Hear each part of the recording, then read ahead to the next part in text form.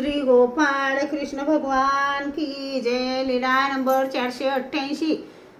छद्रोबाचे मळीन तत्व। एके दिवशी सर्वज्ञांना सकाळचा पूजावसर झाला। सर्वज्ञ फिरायला जात होते, सोबत भक्तजन होते।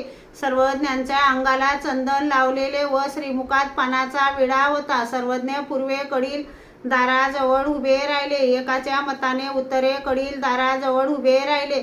तेव्हा छद्रोबा धाऊवाडीकडून येत होते। सर्वज्ञ औसाला म्हणाले, जा नायका, त्याला विचारा की तुम्ही कोणाचे? औसा गेली, हे है रे, तुम्ही कोणाचे? तो म्हणाला, आम्ही नागदेव राऊळांचे। औसाने येऊन सर्वज्ञांपुढे सांगितले। सर्वज्ञ म्हणाले, हाती शेळी डोईये पाळणा ये कायाची रे? म्हणे, नागदेव राऊळांची येथीचे नावही नाही। असे देवडा पुढून जात होते। एकाच्या मताने पोटफोडे देवडाकडे जाणाऱ्या रस्त्याने जात होते। सर्वज्ञांनी भक्तजनांना दाखवले व म्हणाले, हे पा हो छद्रोबा। यावर सर्वज्ञांनी सन्नी पातलेयाचा दृष्टांत निरूपण केला।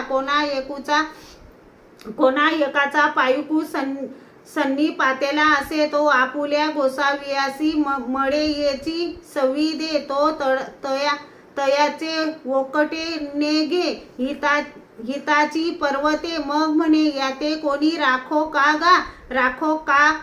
गा? याते जो राखील तयासी मी ह्या एवढी सोनी याची राशी करीन। तोची सावध झाली यावरी, जरी म्हणे तरी अवेरी, सूर्या हानोनी मारुनी फेडी। तसे अज्ञान मनुष्य परमेश्वरात जीव म्हणतो अथवा देवता म्हणतो, परंतु परमेश्वर त्याच्या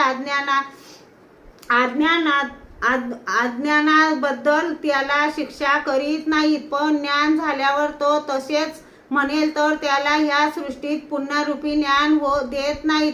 सर्वज्ञ म्हणाले, येणे बोधे बोधवंता, जे स्वस्ता जाती ते चैतन्य विद्यावंता नाही। श्री गोपाळ कृष्ण भगवान की जय।